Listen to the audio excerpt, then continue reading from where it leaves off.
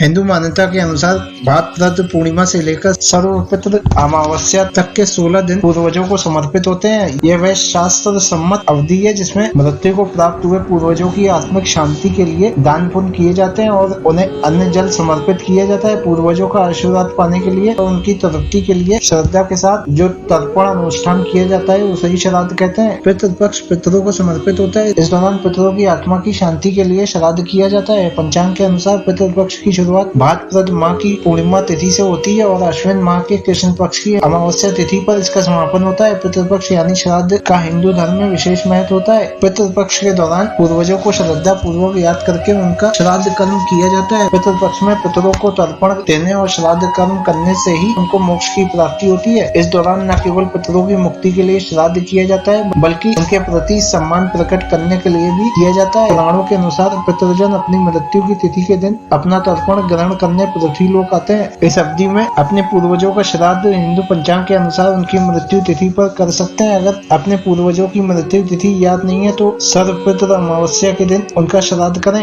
इस दौरान आइए जानते हैं कि पितृपक्ष की तिथि कब से लेकर कब तक की है और पितरों को प्रसन्न करने के लिए की जाने वाली पूजा विधि क्या है। पितृपक्ष के दौरान बरतने वाली सावधानियां और नियम क्या। इस साल की श्राद्ध तिथियों का कार्यक्रम कुछ इस प्रकार है जिन्हें जानकर श्रद्धालु अपने पितरों का उचित समय पर श्राद्ध कर सकते हैं। इस साल पूर्णिमा श्राद्ध 7 सितंबर दिन रविवार को पड़ेगा। प्रतिपदा श्राद्ध 8 सितंबर दिन सोमवार को पड़ेगा। द्वितीय श्राद्ध 9 सितंबर दिन मंगलवार को पड़ेगा। तृतीय और चतुर्थी श्राद्ध 10 सितंबर दिन बुधवार को पड़ेगा। पंचमी श्राद्ध 11 सितंबर दिन बृहस्पतिवार को पड़ेगा। महाभरणी 11 सितंबर दिन बृहस्पतिवार को रहेगा। षष्ठी श्राद्ध 12 सितंबर दिन शुक्रवार को पड़ेगा। सप्तमी श्राद्ध 13 सितंबर दिन शनिवार को पड़ेगा। अष्टमी श्राद्ध 14 सितंबर दिन रविवार को पड़ेगा। नौवीं श्राद्ध 15 सितंबर दिन सोमवार को पड़ेगा। दशमी श्राद्ध 16 सितंबर दिन मंगलवार के दिन पड़ेगा। एकादशी श्राद्ध 17 सितंबर दिन बुधवार को पड़ेगा। द्वादशी श्राद्ध 18 सितंबर दिन गुरुवार को पड़ेगा। त्रयोदशी मघा श्राद्ध 19 सितंबर दिन शुक्रवार को पड़ेगा। चतुर्दशी श्राद्ध 20 सितंबर दिन शनिवार को पड़ेगा। साल का आखिरी सर्वपितृ अमावस्या श्राद्ध सार्वभौमिक श्राद्ध 21 सितंबर दिन रविवार को पड़ेगा। पितृपक्ष जिसे श्राद्ध भी कहा जाता है अपने पितरों की आत्मा की शांति के लिए किया जाता है। पितरों की पूजा और तर्पण आदि कार्यों के लिए श्राद्ध पक्ष बहुत ही उत्तम माना जाता है। पितृपक्ष के दौरान पूर्वज पितृलोक से धरती लोक पर आते हैं, इसलिए इन दिनों में उनके श्राद्ध तर्पण और पिंड दान आदि करने का विधान है। ऐसी मान्यता है कि पितरों का श्राद्ध आदि करने से व्यक्ति को मोक्ष की प्राप्ति होती है। सनातन मान्यता के अनुसार जो परिजन अपना देह त्याग कर चले गए हो उनकी आत्मा की तृप्ति के लिए सच्ची श्रद्धा के साथ जो तर्पण किया जाता है उसे श्राद्ध कहा जाता है। श्राद्ध पक्ष की तिथियां जान लेने के बाद श्राद्ध के महत्व को समझते हैं। श्राद्ध कर्म का सनातन संस्कृति में विशेष महत्व है। श्रद्धा पूर्वक किया गया श्राद्ध विशेष फलदायी होता है। पितृदेव प्रसन्न होते हैं जिससे घर में सुख शांति समृद्धि आती है। वहीं पितृपक्ष के नियमों की अवहेलना करते हैं या पितरों को अन्न जल अर्पित नहीं करते हैं तो उन्हें पितृदोष का सामना करना पड़ता है और कई तरह की समस्याओं और कष्टों का सामना करना पड़ सकता है। इसलिए विधि विधान से अपने पूर्वजों के प्रति सम्मान प्रकट करना चाहिए। भारत में अलग अलग जगहों पर अलग अलग तरीके से परंपरा अनुसार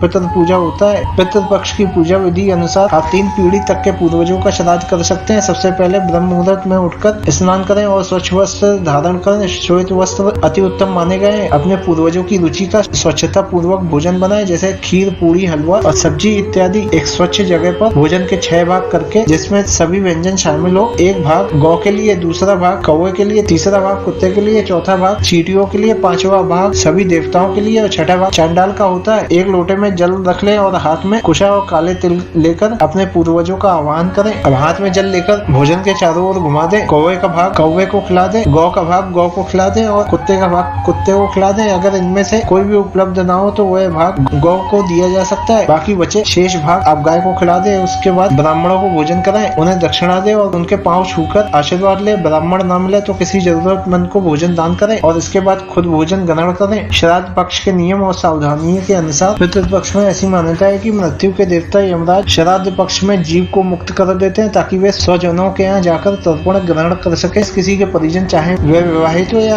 अविवाहित, स्त्री हो या पुरुष, बुजुर्ग हो, उनकी मृत्यु हो चुकी है तो उन्हें पितृ कहा जाएगा। पितृपक्ष में हर साल पितरों के निमित्त पिंडदान, तर्पण और हवन आदि किया जाता है। सभी लोग अपने अपने पूर्वजों की मृत्यु तिथि के अनुसार उनका श्राद्ध करते हैं। माना जाता है जो लोग पितृपक्ष में पितरों का तर्पण नहीं करते हैं उन्हें पितृदोष लगता है। श्राद्ध पक्ष के नियम और सावधानियों के अनुसार पितृपक्ष में उसके नियमों का ज्ञान होना बहुत जरूरी है। श्राद्ध पक्ष में कुछ कार्य वर्जित माने गए और कुछ ऐसी बातें हैं जिनका ध्यान पितृ पूजा के समय रखना जरूरी है। जिन लोगों की मृत्यु दुर्घटना, सर्पदंश, विष हत्या, आत्महत्या से हुई हो, उनका श्राद्ध उनकी मृत्यु की तिथि पर नहीं करना चाहिए। ऐसे व्यक्तियों का श्राद्ध केवल चतुर्दशी तिथि को ही करना चाहिए, चाहे उनकी मृत्यु किसी भी दिन हो। जिन विवाहित स्त्रियों की मृत्यु उनके पति के जीवन काल में हुई हो, उनका श्राद्ध पितृपक्ष की नवमी तिथि को करना चाहिए, चाहे उनकी मृत्यु किसी भी तिथि को हुई हो। जिन लोगों की स्वाभाविक मृत्यु चतुर्दशी के दिन हुई हो, उनका श्राद्ध चतुर्दशी को नहीं करना चाहिए, इसके बजाय उनका श्राद्ध पितृ की त्रयोदशी या अमावस्या के दिन करना चाहिए। सन्यासियों का श्राद्ध केवल पितृपक्ष की द्वादशी तिथि को ही किया जाता है, चाहे उनकी मृत्यु किसी भी तिथि को हुई हो। पितृपक्ष में नया वाहन और नए वस्त्र नहीं खरीदने चाहिए। इस अवधि में विवाह जैसे मांगलिक कार्य भी निषेध है। श्राद्ध हमेशा अपने घर पर, नदी किनारे या मंदिर परिसर में करना चाहिए। किसी अन्य की भूमि पर किए गए श्राद्ध को पितृ स्वीकार नहीं करते। पितरों को चांदी या तांबे के बर्तन में भोजन अर्पित करना चाहिए या पत्तल का भी उपयोग कर सकते हैं। इस पूजा में केले के पत्ते का उपयोग करना वर्जित माना गया। पूजा के समय द्वार पर आए भिक्षुक को भोजन जरूर दें और इस अवधि में किसी भी अतिथि का अपमान नहीं करना चाहिए, बल्कि पितृपक्ष में दामाद या भांजे को सम्मान देना शुभ माना गया है। पितृपक्ष की अवधि में मांस मदिरा का सेवन नहीं करना चाहिए और यथासंभव अपने पूर्वजों को उनके सहयोग के लिए धन्यवाद देना चाहिए। माना जाता है कि जो लोग पितृपक्ष में पितरों का तर्पण नहीं करते हैं, उन्हें पितृ दोष लगता है। श्राद्ध करने से उनकी आत्मा को तृप्ति और शांति मिलती है। श्राद्ध करने से वे प्रसन्न होकर पूरे परिवार को आशीर्वाद देते हैं।